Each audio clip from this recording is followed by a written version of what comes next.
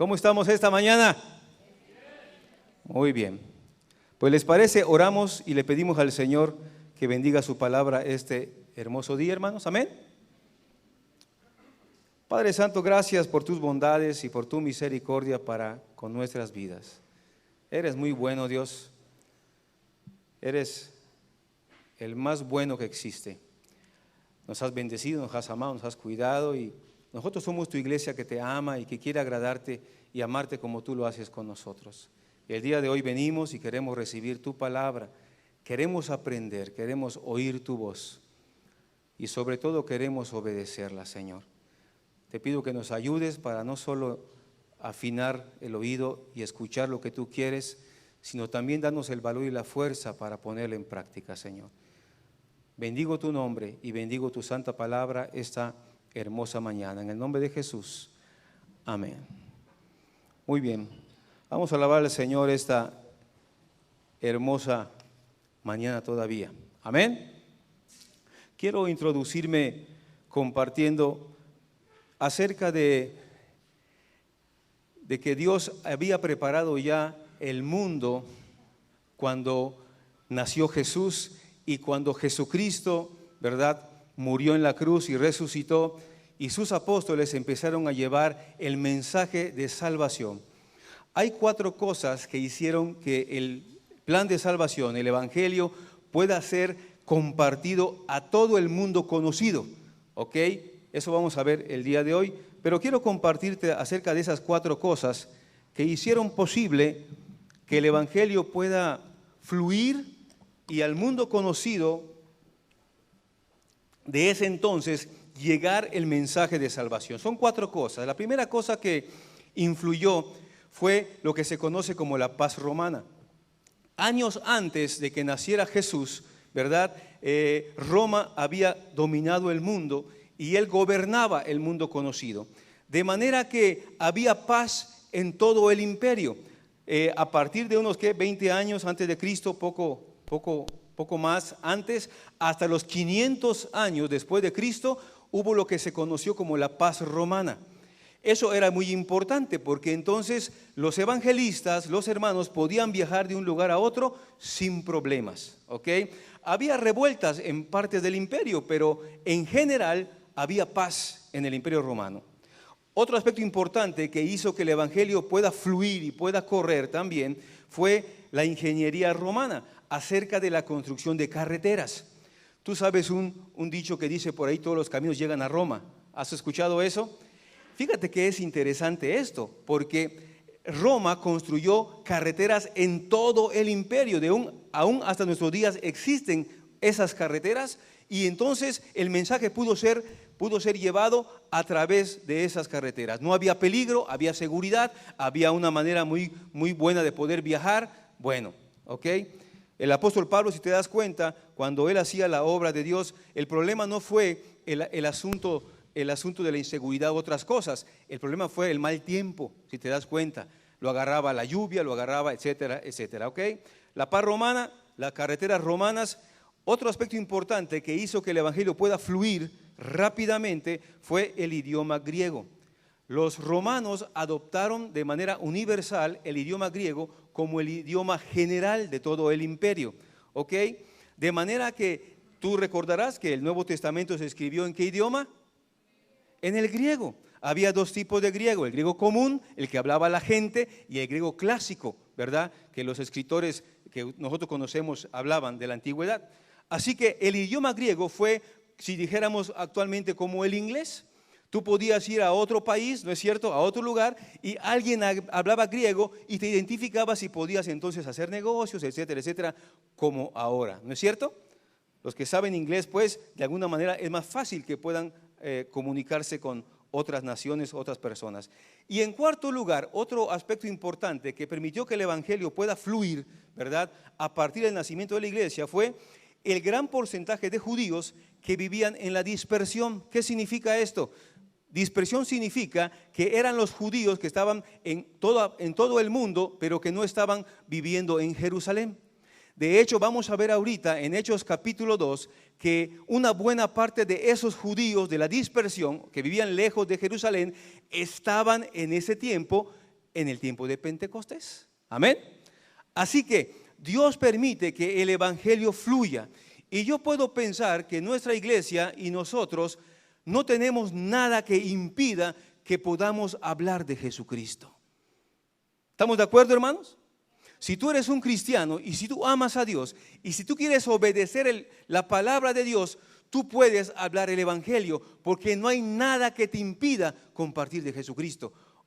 ¿O sí lo hay? No hay nada, hermanos. Es increíble cómo somos tan libres, ¿verdad?, para poder hablar a la gente en tu trabajo, en la escuela, en la familia. Podemos hablar con libertad, de manera que si la gente ahora, hoy, no conoce de Jesús, no es porque no podamos hacerlo. ¿Sabes? A nadie, que yo recuerde, a nadie lo matan, a nadie. Lo más que a mí me han hecho por hablar de Jesucristo, me pusieron acá un palo así picudo, ¿verdad? Porque yo estaba hablando de Jesucristo una vez que fuimos a una campaña por ahí, una colonia de oblatos por allá, ¿ok? El padre alentó, asusó, ¿cómo se llama? Arengó a sus feligreses que se fueran contra nosotros, ¿verdad? Que estábamos ahí como unas 3 cuadras y entonces se llegaron varias personas y nos quisieron golpear y todo eso. En ese entonces yo no sabía karate, ¿verdad? Como hoy tampoco. Pero lo más que me han hecho a mí fue ponerme una cosa aquí y decirme que me iban a lastimar, y me han sacado 2 o 3 veces de algunas casas, ¿verdad? Muy enojados el padre de familia o algo así. Pero fuera de eso, la verdad es un lecho de rosas, amados hermanos. Realmente tenemos nosotros autoridad para poder hablar de Jesús. Amén. Muy bien. Vamos a Hechos capítulo 2 y vamos a leer los primeros versículos, por favor. Si estás ahí dices amén. Hechos capítulo 2, vamos a leer los primeros versículos.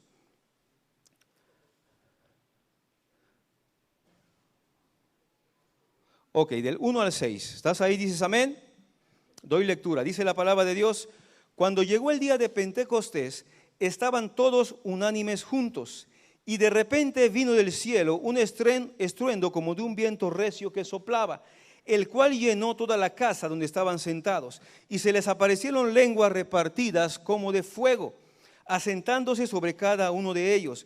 Y fueron todos llenos del Espíritu Santo y comenzaron a hablar en otras lenguas según el Espíritu les daba que hablasen. Moraban entonces en Jerusalén judíos, varones piadosos, fíjate, de todas las naciones bajo el cielo. Y hecho este estruendo, se juntó la multitud y estaban confusos, porque cada uno les oía hablar en su propia lengua. Y estaban atónitos y maravillados, diciendo: mirad, ¿no son galileos todos estos que hablan? 8. ¿Cómo pues les oímos nosotros hablar cada uno en nuestra lengua en la que hemos nacido? Hasta ahí dejamos ahorita. Vamos a hablar el día de hoy acerca de la venida del Espíritu. ¿Ok? La venida del Espíritu Santo en Pentecostés. Empieza el capítulo 2 diciendo: y cuando llegó el día de Pentecostés, estaban todos unánimes juntos. ¿Quiénes estaban reunidos? Todos. ¿Quiénes eran estos todos? ¿Cuántos eran? ¿Cuántos eran? ¿Cuántos eran? Eran 120, eso lo dice Hechos capítulo 1, usted lo puede revisar después. 120 personas estaban ahí reunidos, algunos opinan que estaban cerca del pórtico del templo, ok, por ahí estaban reunidos. Y dice el pasaje: cuando llegó el día de Pentecostés. Muy bien, ustedes han oído acerca de Pentecostés seguramente, ¿verdad? Muy bien, ¿qué es Pentecostés, hermanos? Pentecostés es una de las 3 fiestas principales de los judíos. La fiesta de la Pascua, la fiesta de Pentecostés y la fiesta de los tabernáculos. 3 fiestas importantes. El Antiguo Testamento determinaba que todo varón debiera presentarse delante de Dios, ¿ok?, en estas fiestas importantes. Ahora, la fiesta de Pentecostés, la palabra Pentecostés es una palabra que significa 50. Y la fiesta de Pentecostés era una fiesta que se realizaba a los 50 días de la fiesta de la Pascua. ¿Estamos de acuerdo? La Pascua es el día cuando moría el Cordero Pascual, obviamente, por los pecados. ¿Estamos de acuerdo? Jesucristo murió en la Pascua. ¿Estamos de acuerdo? Él dio su vida en la Pascua. 50 días después ocurre este evento que vamos a platicar el día de hoy. Ahora recuerden que Jesucristo murió en la cruz en el día de la Pascua, ¿ok? Estuvo 3 días sepultado, ¿estamos de acuerdo? Luego Hechos capítulo 1 dice que se apareció a los discípulos, ¿cuántos días? 40 días apareció. ¿Ya llevamos cuántos días? 43 días. Entonces los discípulos estuvieron esperando en Jerusalén, conforme a la palabra de Jesús, que se quedaran en Jerusalén hasta que recibieran la promesa del Padre. ¿Cuántos días? Aproximadamente 7 días. ¿Estamos de acuerdo? Así que al día 50 nos encontramos en Jerusalén para celebrar una de las fiestas más importantes de los judíos. Por eso había judíos, como dice el versículo 5, varones piadosos, dice, de todas las naciones bajo el cielo. Es posible que la gente llegaba de todas las naciones y no solamente llegaba a la fiesta de Pentecostés, llegaba a la Pascua, ¿estamos de acuerdo? Se quedaban hasta ahí y entonces después de Pentecostés ya salían. Así que estaban viviendo judíos piadosos en Jerusalén en ese momento. Esto es muy importante. ¿Por qué? Porque esa gente conoció de Jesús a través de los apóstoles. ¿Y qué pasó con ellos después? Emigraron otra vez a sus lugares de origen, ¿estamos de acuerdo? Pero ya habían conocido la palabra de Dios, porque en Hechos capítulo 2 dice que se convirtieron, ¿cuántas personas? ¿Cuántos se convirtieron en Hechos capítulo 3? Ok, el próximo domingo quiero que vengas preparado leyendo Hechos capítulo 3 y Hechos capítulo 4, ¿ok? Para cuando yo hago estas preguntas, tú vas a saber responder, amén. ¿Qué vamos a leer para el próximo domingo? Nos vamos a preparar capítulo 3 y capítulo 4. Yo voy a hacer preguntas, ¿sale y vale? Y es posible que yo diga, Alejandro, dime, ¿cuál fue el milagro que ocurrió en Hechos capítulo 3? No, claro que no, te voy a preguntar la próxima semana, ¿ok? Estamos practicando. Bueno, ahí está. Eso es importante para que nosotros conozcamos la obra de Dios, amén. Muy bien, así que vamos entonces hablando acerca de Pentecostés. La fiesta de Pentecostés ocurría a los 50 días de la Pascua, así que podía ocurrir en cualquier día, según la cronología. Los historiadores dicen que la fiesta de Pentecostés que hablamos aquí ocurrió en domingo. Ahora, es algo muy significativo, déjame decirte, porque la Pascua nos habla acerca de la muerte del Cordero por los pecados, Jesucristo. Y la fiesta de Pentecostés, 50 días después, nos habla acerca de la resurrección de Jesucristo, que ocurrió en domingo. Fíjate qué interesante. O sea, cómo la ley de alguna manera va quedando atrás, como habla el libro de Hebreos, y se establece lo nuevo a través de la gracia en Jesucristo. Así que todo es significativo. También se le conocía a esta fiesta como la fiesta de las semanas, porque durante 7 semanas contaban para llegar a la festividad de Pentecostés. Era una fiesta como de entrega de la cosecha, pues, ¿ok? Y también conmemoraba, con el paso del tiempo, la entrega de la ley que Dios le dio a Moisés en el monte Sinaí. Así que bueno, era algo muy importante. Si tú te imaginarás, tal vez en Jerusalén había mucha gente extranjera en un sentido, porque eran judíos pues de lejos. Había muchísima gente, estaban expectantes. Ese día era el día de la fiesta más importante de Pentecostés. Así que entonces estamos en ese día, nos despertamos en la mañana de ese día de Pentecostés y todo parece como una expectativa maravillosa. ¿Y cómo empieza el pasaje allá en capítulo 2, versículo 2? Vino del cielo un estruendo como de un viento recio que soplaba y llenó toda la casa donde estaban sentados. O sea, vino un viento, ¿cómo dice? Dice recio que soplaba. Fuerte pues, muy muy fuerte, ¿ok? Se les aparecieron lenguas repartidas como de fuego, se le asentaron sobre cada uno de ellos. Bueno, es algo sobrenatural obviamente. Ok, lo primero que te comparto entonces, brevemente en esta hermosa tarde. Número 1, la venida del Espíritu Santo fue un evento divino y sobrenatural que dio inicio a la iglesia de Cristo. ¿Ok? La venida del Espíritu Santo fue un evento divino y sobrenatural que dio inicio a la iglesia de Cristo. Jesús dijo en Mateo 16, 18 que Él edificaría su iglesia. ¿Estamos de acuerdo? Habló en futuro. Jesús le dijo en Hechos 1:5 que se quedaran en Jerusalén hasta esperar la promesa del Padre. Muy bien, ellos se quedaron. Y entonces Dios, en ese día tan especial, tan importante para los judíos, ese día entonces Dios hizo algo. Dios hizo un ruido fuerte, como un viento fuerte, ¿no es cierto? No es la primera vez, déjame decirte, que Dios hace sonidos. Antes, como no había lo que ahora en tecnología hay, las radionovelas, ¿te acuerdas? Y de repente aparecieron los caballos y alguien ahí en la cabina hacía el sonido de caballos. ¿Sí me entiendes?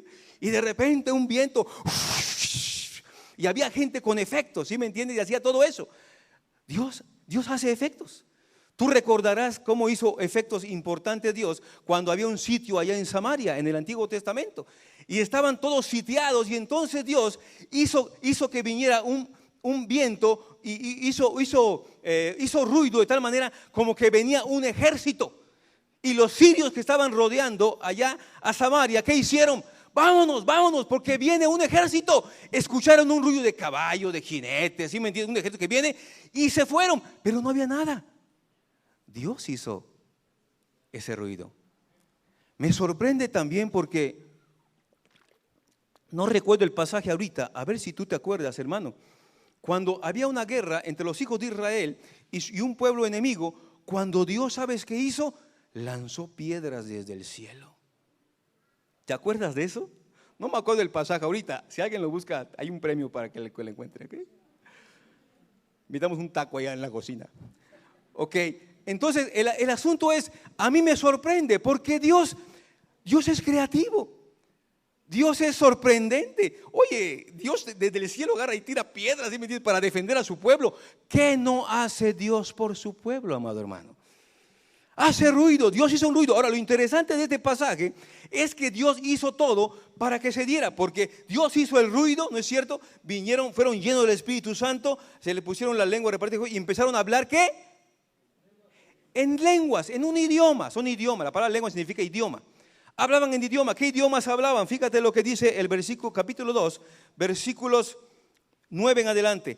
Partos, medos, elamitas, los que habitamos en Mesopotamia, en Judea, en Capadocia, en el Ponto, en Asia, en Frigia, Panfilia, Egipto, regiones de África, más allá de Sirene, romanos aquí residentes, judíos como prosélitos, cretenses, árabes. Fíjate, les oímos hablar en nuestras lenguas las maravillas de Dios. Y estaban todos atónitos y perplejos, diciéndose unos a otros, ¿qué quiere decir esto?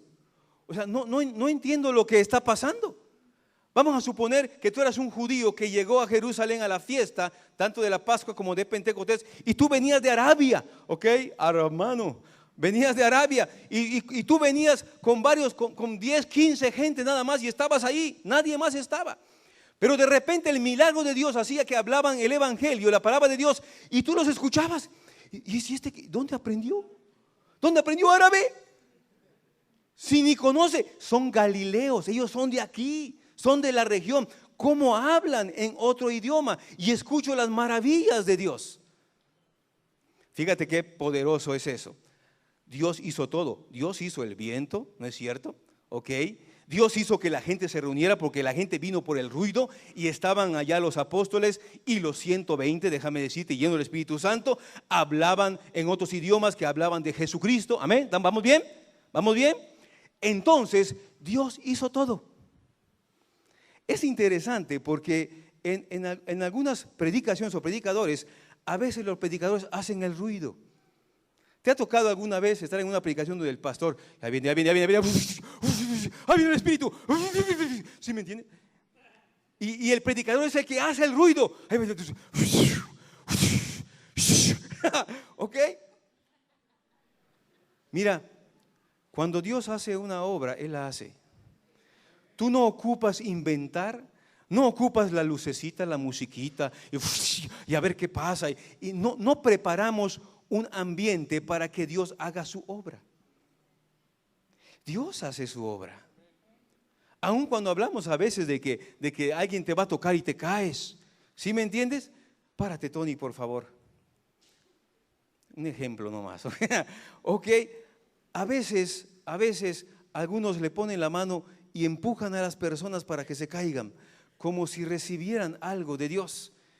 Pero yo creo sinceramente, gracias Tony, que si Dios no nos tumba, ¿para qué te tumbas tú solo?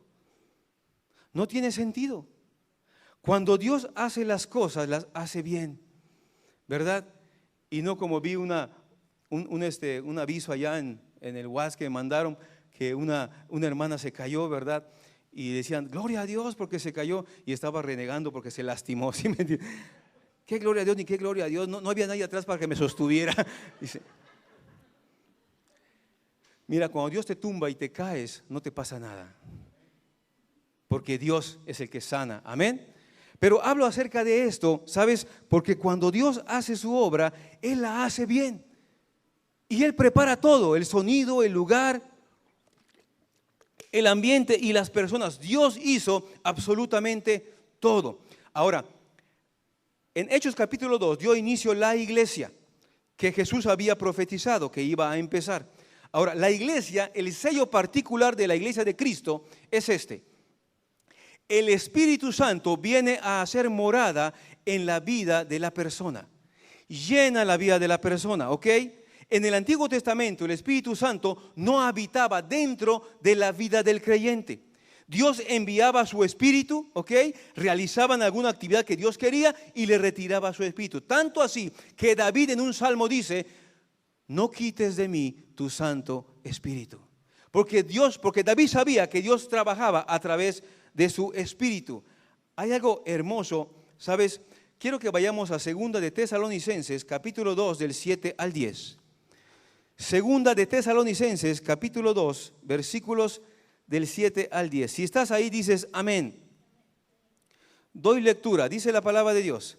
Porque ya está en acción el misterio de la iniquidad, solo que hay quien al presente lo detiene, hasta que él a su vez sea quitado de en medio. Y entonces se manifestará aquel inicuo, a quien el Señor matará con el espíritu de su boca y destruirá con el resplandor de su venida.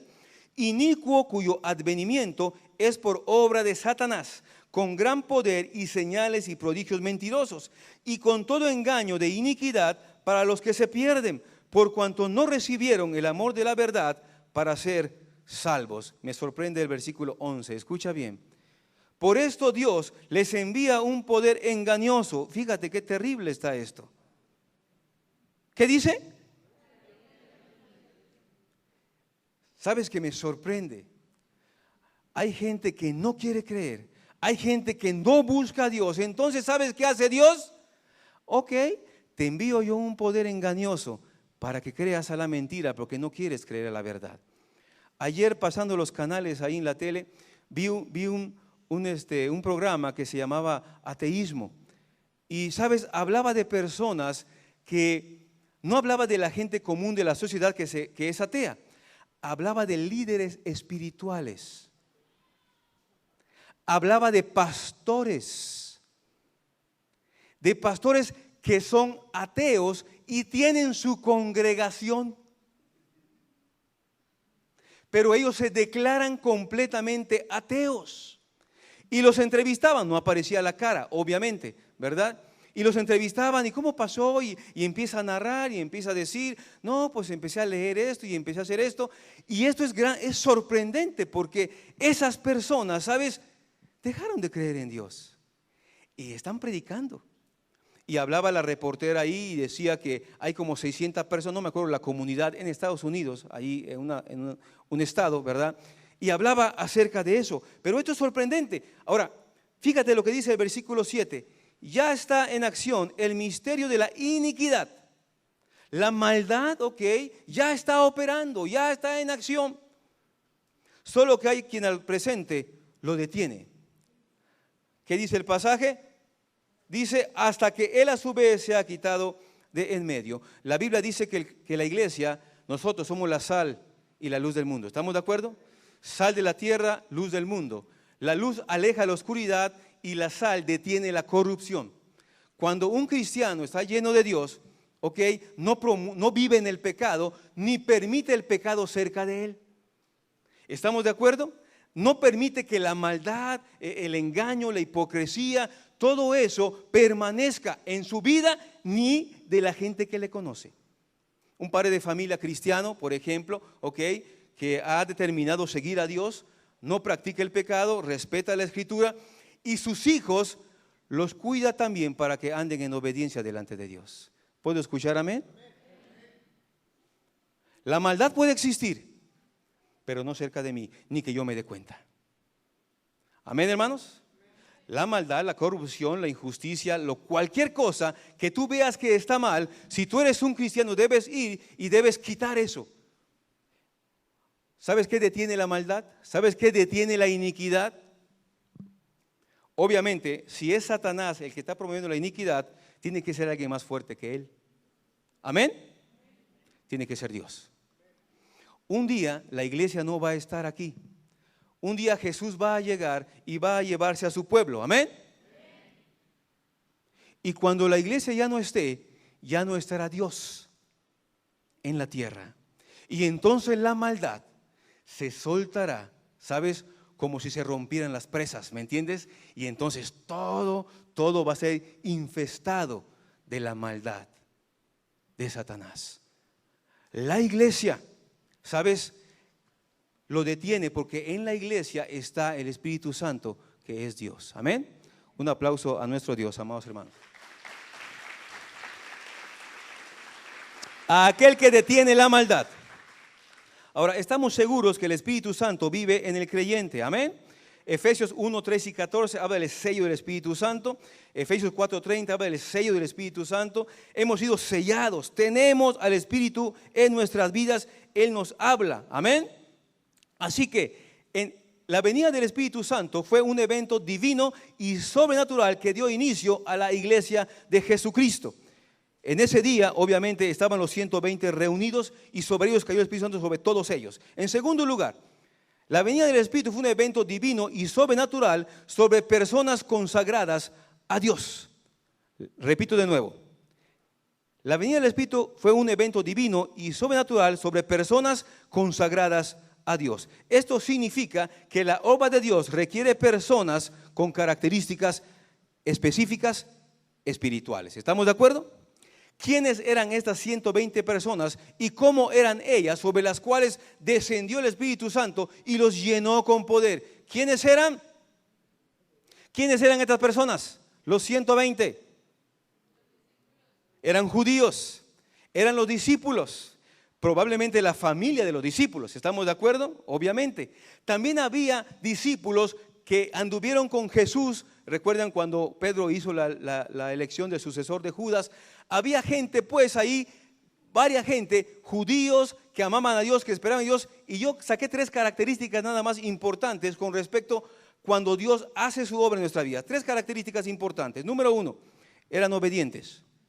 Se quedaron en Jerusalén a esperar la promesa del Padre. Amén. Le creyeron a Jesucristo. Se quedaron esperando lo que Jesús le dijo.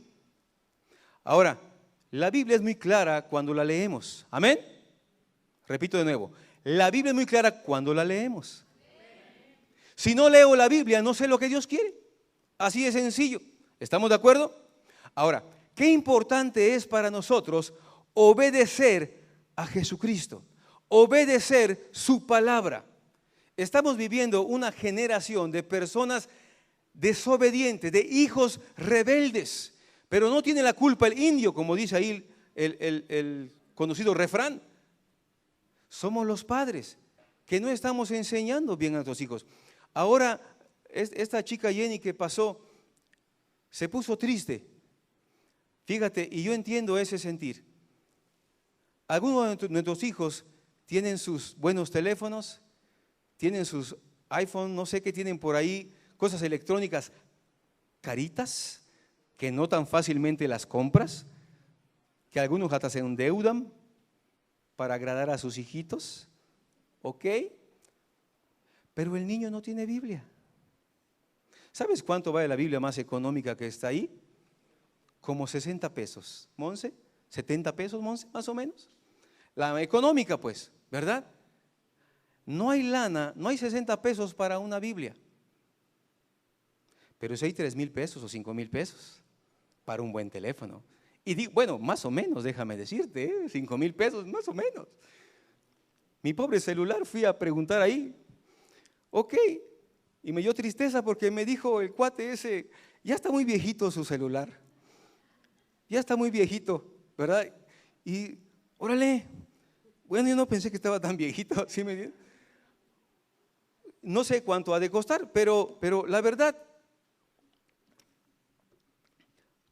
un buen celular te costará como unos 10,000 pesos, ¿no? Más o menos. Hace poquito fui, 15 por ahí, unos 15. Y algunos cristianos se preocupan por eso, porque ellos y porque sus hijos tengan las mejores cosas. No está mal, por favor, no me malentiendan. Puedes hacerlo, hazlo, amado hermano. Dale a tus hijos lo mejor que puedas darle, pero no cambie las prioridades. Dale una escritura, dale la palabra de Dios, para que el próximo domingo tu hijo venga y traiga su Biblia. Y cuando el maestro de la clase diga, a ver chicos, búscame ahí Juan capítulo 3, él tenga su Biblia. Amén. ¿Vamos a hacerlo, hermanos? La verdad no es nada costoso. Así que obediencia. Dios no hace nada en nuestras vidas si no somos obedientes. Qué difícil es para nosotros aprender a ser obedientes.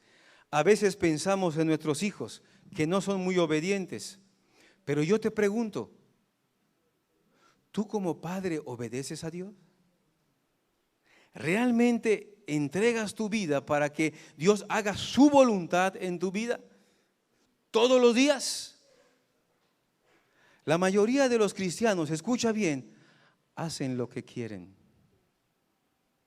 lo que les gusta. Ay, ay, ay, alguien dice por ahí, ¿verdad? Así somos, pero no así debemos ser. Debemos respetar la palabra de Dios, los principios de Dios. Debemos buscar a Dios, lo que Dios quiere, lo que Dios anhela. Así que la semana pasada lo supimos y lo recordamos hoy. Dios no va a hacer nada si nosotros no somos obedientes. Si no respetamos a nuestras autoridades, Dios no va a hacer nada.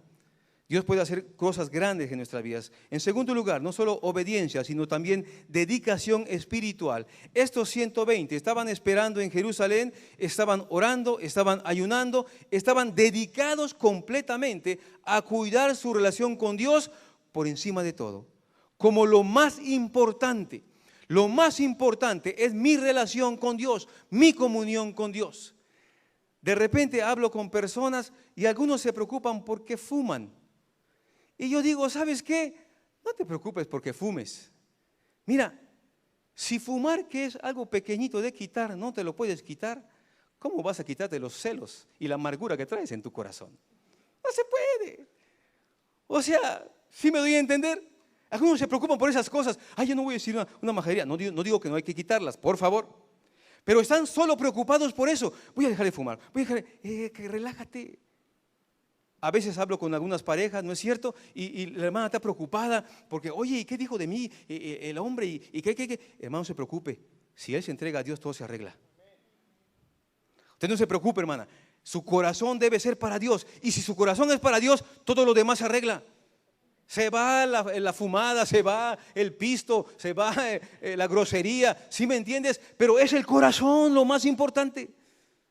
No te preocupes por lo externo, sí, hay que quitarlo, pero el trabajo empieza adentro, adentro. Si todavía fumas, insultas y de repente ahí todavía te avientas tus pisteadas, ¿cómo se llama? Tus chelas, pues no sé, y todo eso, pues digo, dando un mal testimonio, a eso me refiero, ¿ok? Y si haces eso, el problema no es la cheva, el cigarro y la mala palabra, el problema es el corazón. Tu corazón no está entregado a Dios. Cuando tu corazón se entrega a Dios, sabes, olvídate de esas cosas, son nimiedades esas cosas, realmente. Así que necesitamos estar dedicados, enfocados. Y yo creo que la vida cristiana ahora se desenfoca y se pierde porque hay muchas cosas que absorben nuestro tiempo. Muchas cosas absorben nuestro tiempo, ¿no es cierto? Tiempo en el televisor, tiempo en internet, tiempo en el cotorreo, tiempo en tantas cosas que nos comen el tiempo, pero no hay tiempo para buscar a Dios. La semana pasada yo pregunté, y no voy a preguntar ahora, ¿cuántos habían leído la Biblia todos los días durante la semana? No levante la mano, no hay pendiente. No quiero ponerme triste otra vez. Pero ¿cuántos realmente buscamos a Dios? Nos dedicamos a Dios para enfocarnos. Ahora a veces somos tan ilógicos. Pasamos por problemas como cristianos que somos y personas que somos. ¿Estamos de acuerdo? ¿Sí, estamos de acuerdo? ¿O habrá algún ángel por aquí que no experimente ese tipo de necesidades? ¿Ok? No lo hay. ¿Y sabes qué hacemos? Cuando pasamos por algún problema, en vez de acercarnos más a Dios, nos alejamos de Él. Nos enojamos con Dios. Le echamos la culpa a Dios. Y pensamos que la vida cristiana no sirve. Es posible que más de uno aquí tal vez experimente alguna prueba o necesidad y entonces su corazón se entristece y se enoja. Y tal vez le echa la culpa a Dios. Y Dios quiere, ¿sabes?, que aprendas a depender de Él, que vayas más a Él. Amén. David lo decía, en mi angustia invoqué a Jehová y Él oyó mi voz. Amén. Obediencia, importante para que el Espíritu Santo llene nuestra vida. Dedicación espiritual, un enfoque para Dios. Pero algo muy hermoso también, dice el pasaje que estaban unánimes juntos. La palabra unánimes en el griego es una palabra que significa mezclados. Estaban mezclados, estaban interrelacionados. O sea, la iglesia estaba reunida, ¿sabes? Como ahorita que somos como 120, no sé cuántos somos, y estaba reunida la congregación, pero estábamos mezclados. Este con este, había una amistad, una relación, ¿estamos de acuerdo? Y había una interrelación entre nosotros, como hermanos en Cristo. Así estaban ellos, estaban unidos, ¿verdad? Y de esa manera entonces Dios podía obrar, como dice el Salmo 133. Vamos a buscar el Salmo 133, por favor. Ya has de sabértelo por ahí. Mirad cuán bueno y cuán delicioso es habitar los hermanos juntos. ¿Qué dice? En armonía, en armonía. Me sigo hasta el último para no checar. El 3, como el rocío de Hermón que desciende sobre los montes de Sión, porque allí envía Jehová bendición y vida eterna. ¿Sabes? La obra de Dios se hace en un pueblo espiritual que se mantiene en obediencia, enfocado en Dios y unido. Amén. Entonces allí Dios envía ¿qué? Bendición y vida eterna. La obra de Dios se hace así. Es importante, hermano, tal vez yo diría, cuando tú ores a Dios durante la semana, cuando tú hagas tu devocional, ora por tus hermanos en Cristo. Ora por tu familia espiritual. ¿Podemos mirarnos entre nosotros? ¿Puedes darle la vuelta a mirar? Mírenos, mirémonos. Fíjate, mirémonos. Fíjate. Algunos medio feitos, unos más guapos, unos gorditos, unos más. ¿Ok? Ahora, fíjate, si nosotros todos los días que buscamos a Dios, oramos por nuestra familia espiritual. Déjame decirte que la iglesia local, esta iglesia local, como muchas otras, es una familia. ¿Amén? ¿Qué es la iglesia local? Es una familia. Y debes orar por tu familia. Todos los días. Señor, bendigo a mi hermano, bendigo a su esposa, bendigo a sus hijos. Y si conoces sus necesidades, mejor todavía. Dale trabajo, Señor. Mi hermano está enfermo, bendícelo con salud, te rogamos. Y la Biblia dice que pondremos el nombre de Jehová sobre nosotros y entonces Él enviará bendición. En la bendición sacerdotal que Dios le dio a Aarón sobre el pueblo. Y pondrán mi nombre sobre vosotros y yo los bendeciré. Pero si en vez de orar, juzgamos y criticamos y no nos amamos, y somos falsos y murmuramos. No, ese hermano se ve que no es espiritual. No, ese hermano se ve que está amargado, ¿verdad? No, ese hermano, no, la hermana, si te contara, bien chismosa la hermana. Oh, mano. Ahora, hay que saber algo. Somos seres humanos y somos pecadores. Y claro que sí, a veces vamos a fallar. Y es posible que alguno diga un chisme, y es posible que alguno hable mal del otro. Y es posible, ¿sabes hasta qué he llegado a entender? A veces estamos tan mal nosotros que todo lo vemos mal. Así de sencillo. Pero si en vez de juzgar y criticar y entendemos y oramos los unos por los otros, nuestra vida sería distinta. Amén, hermanos. ¿Estamos de acuerdo? ¿Lo hacemos así? Es posible que tú ya lo hagas, pero el anhelo es que todos lo hagamos. Tal vez es un idealismo espiritual, ¿no es cierto? ¿Estamos de acuerdo, hermano? Sí, el pastor pobrecito todavía cree que es posible eso. No, yo sí lo creo. Como digo, lo creo en el nombre de Jesús. Por supuesto que sí. Podemos amarnos, cuidarnos, bendecirnos, protegernos, ayudarnos, sostenernos, alentarnos. Claro que podemos hacerlo en el nombre de Jesús. Pero eso se logra cuando somos llenos de su Espíritu. Amén. Muy bien, así que dos cosas he compartido. En primer lugar, la venida del Espíritu Santo, un evento divino y sobrenatural que dio inicio a la iglesia de Jesucristo. A partir de Hechos capítulo 2, da inicio la iglesia como la conocemos nosotros. Ahora recuerden que en ese momento pues la iglesia era una sola, ¿estamos de acuerdo? Ahí en Jerusalén nada más. Segundo lugar, la venida del Espíritu fue un evento divino y sobrenatural sobre personas consagradas a Dios. La obra de Dios solamente se hace cuando el cristiano, cuando la familia cristiana y cuando la iglesia cumple los requisitos. Dios quiere que seamos todos, hermanos.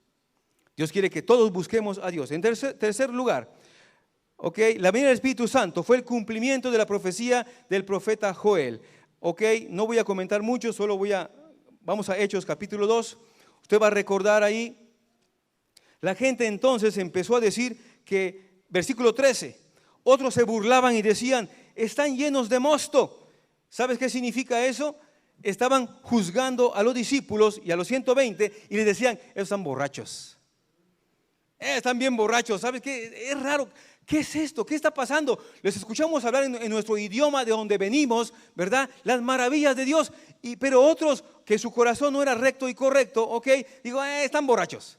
Esos están borrachos. Como dice la Biblia que el hombre natural no percibe las cosas que son del Espíritu de Dios, porque para él son locura y no las puede entender. ¿Estamos de acuerdo? Así que vieron algo maravilloso estaba ocurriendo ahí, algo divino pasaba, pero la gente con un corazón malo no entienden, no saben, no sirve eso, están locos, es una locura. Pobrecitos. Y empezaron a juzgarlos. Pero Pedro se levanta, fíjate lo que dice en el versículo 14. Entonces Pedro, poniéndose en pie con los 11, alzó la voz y les habló diciendo, varones judíos, todos los que habitan en Jerusalén, esto os sea notorio y oíd mis palabras. Y él empezó a predicar y dice, versículo 15, número 1, porque estos no están ebrios, como vosotros suponéis, puesto que es la hora tercera del día, significa las 9 de la mañana. O sea, ¿sabes qué? No estamos borrachos. Como si dijera, es muy temprano para pistear, no, nada que ver, por supuesto que no. Son las 9 de la mañana, no estamos borrachos. Entonces Pedro, guiado por el Espíritu Santo, interpreta una profecía del Antiguo Testamento. Mas esto es lo dicho por el profeta Joel.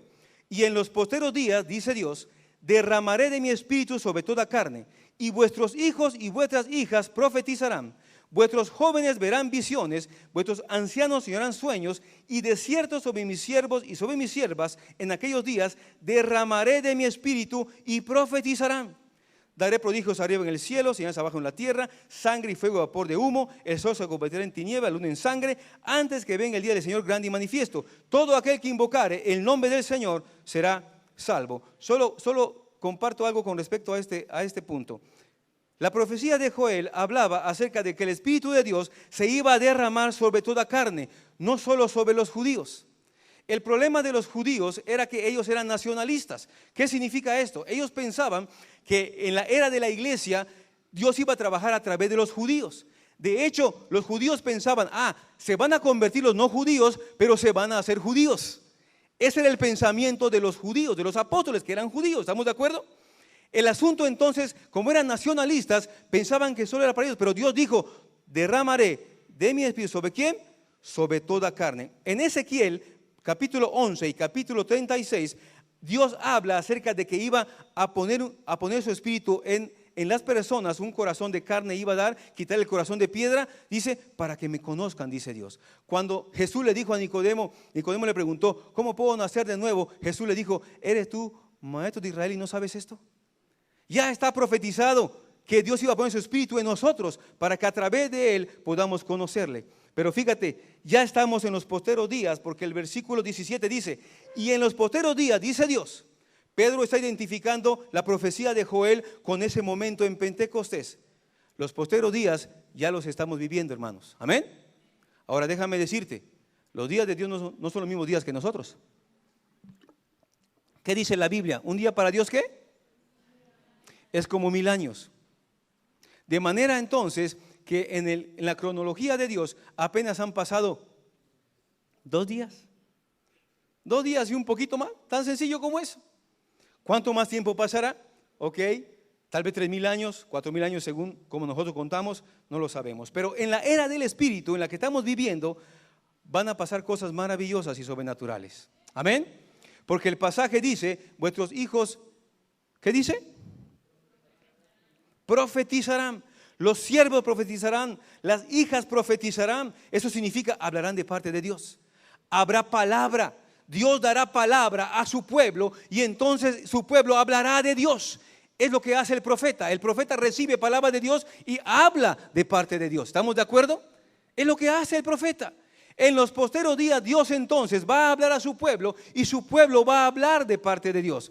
También dice el pasaje, soñarán sueños los ancianos, ¿no es cierto? Los hijos verán visiones, ¿ok? Y yo derramaré de mi espíritu y profetizarán. La idea es que va a haber eventos maravillosos. La segunda parte de esta profecía aún no se ha cumplido según la mayoría de los historiadores, ¿ok? Pero termino este punto con esto. Fíjate lo que dice el versículo 21, Hechos 2, 21. Y todo aquel que invocare el nombre del Señor será salvo. En los posteros días, la era que estamos viviendo ya a partir de Hechos capítulo 2, la salvación, como hemos sabido, es a través de Jesucristo. ¿Ok? Todo aquel que invocare el nombre del Señor será salvo. Invocar quiere decir clamar por su salvación. ¿Estamos de acuerdo? El que salva es Jesucristo. Si Dios permite, el domingo 13 de septiembre vamos a proclamar a Jesús. Vamos a hablar de Jesús y de la obra de Él a favor de nosotros. Amén. Y queremos que mucha gente pueda escuchar acerca de esto. ¿Cuántos de los que estamos aquí en el nombre de Jesús pueden decir delante de Dios, yo sí deseo que la gente se convierta? ¿Puedo ver tu mano? Yo deseo que la gente se convierta. Yo deseo que mi familia se convierta. Yo deseo que mis amigos se conviertan. Amén, hermanos. Dios lo puede hacer. ¿Tú lo deseas? Vamos a ver algo muy hermoso el domingo 13, amado hermano, aquí en este lugar. Mucha gente va a escuchar el mensaje. ¿Sabes? Vamos a sembrar la palabra de Dios. Amén. Y tal vez nos toque cosechar también. Muy bien. Por último, les repito, la venida del Espíritu Santo fue un evento divino y sobrenatural que dio inicio a la iglesia de Cristo. Número 1. Número 2. La venida del Espíritu Santo fue un evento divino y sobrenatural sobre personas consagradas a Dios. Número 3. La venida del Espíritu Santo fue el cumplimiento de la profecía del profeta Joel. Ya estamos en los posteros tiempos, ¿ok? Y por último, vamos a leer una parte muy hermosa de la palabra de Dios. Vamos a leer todos juntos Hechos 2, 42 al 47. Con esto vamos a terminar. Hechos 2, 42 al 47. Amén. 41, 47. Cuando estemos todos listos, vamos a empezar a leer todos juntos.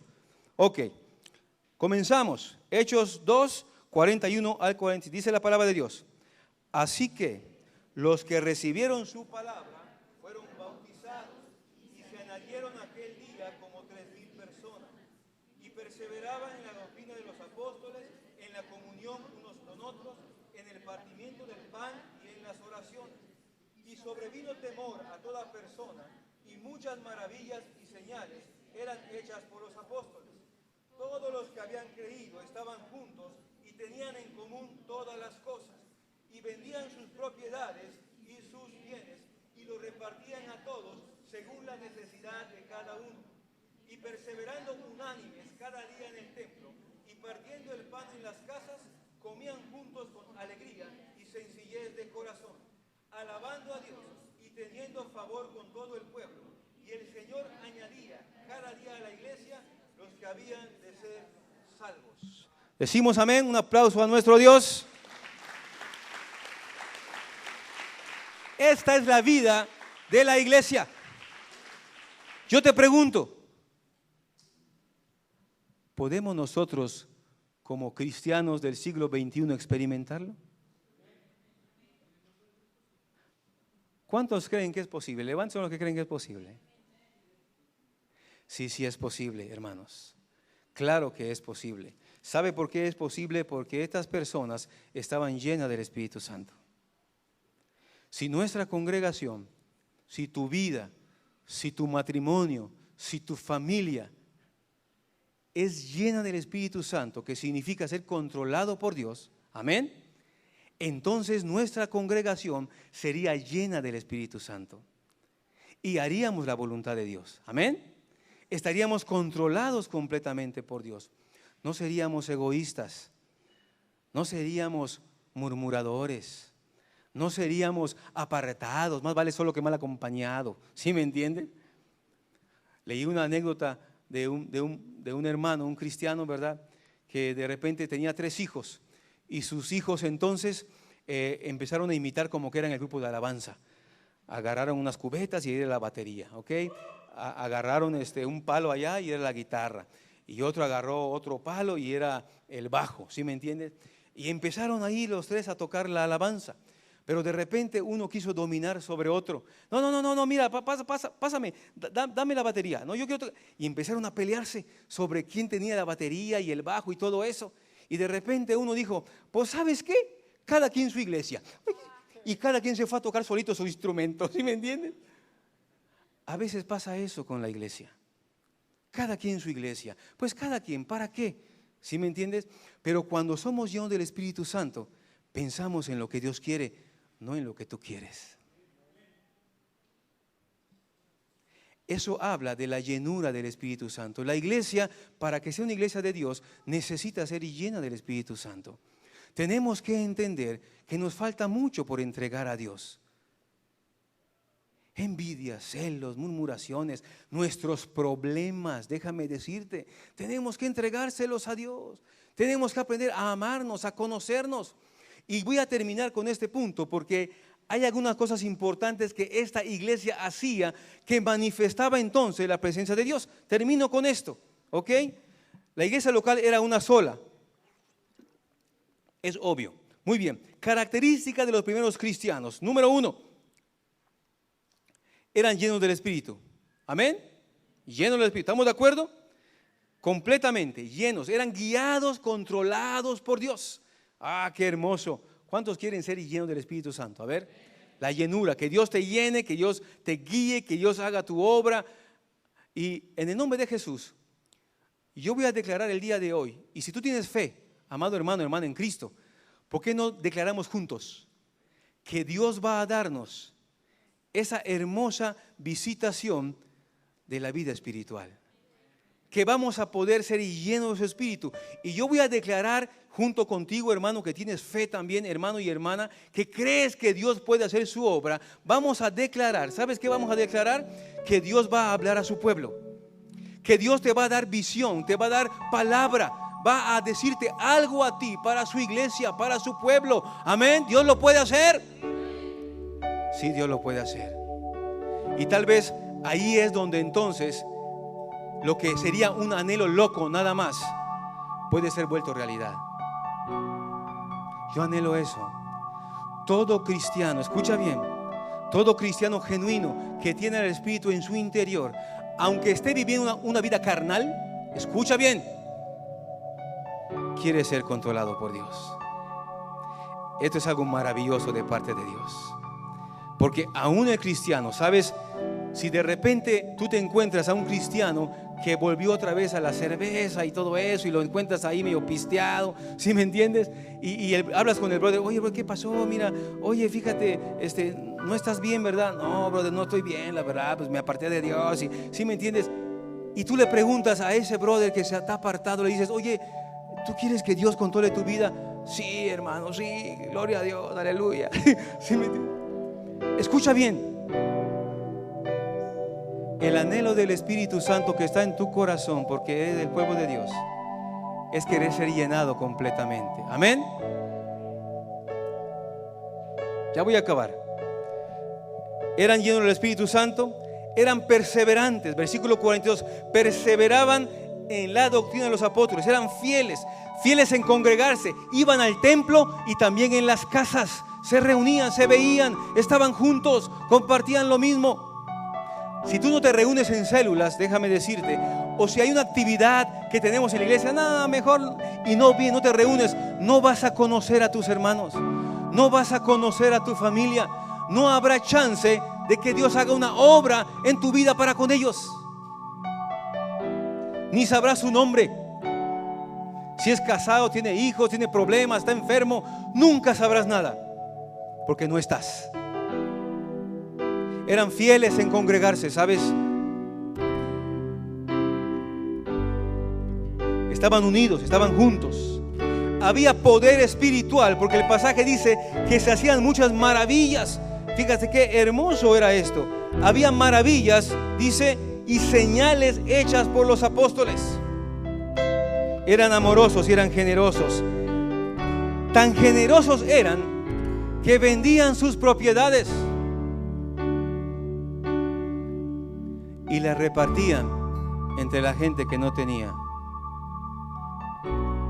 Tú sabrás que nuestra sociedad ahora está viviendo problemas económicos. Tú lo sabes. Es complicado, ¿verdad? Faltan fuentes de trabajo tal vez, y algunos trabajos pues no se gana lo que uno quisiera ganar para sustentar honestamente a tu familia sin que le falte nada, pues. Pero sabes, no toda la iglesia es así, porque aunque había pobres en Jerusalén y en la iglesia que estamos hablando, sí había gente que tenía recursos. Y esas personas entonces, llenas del Espíritu Santo, veían a sus hermanos pasar necesidad y vendían sus propiedades y las entregaban para que los demás tuvieran. Nos falta mucho, hermanos. Nos falta mucho. Si estamos llenos de su Espíritu, dedicados, enfocados a Dios, si le rogamos que Él haga su obra en nosotros, la iglesia actual vivirá como la iglesia que vemos en los Hechos. ¿Puedes dejar que Dios use tu vida, hermano? Ese anhelo de tu corazón, ¿tú puedes vivirlo? Vamos a ponernos de pie.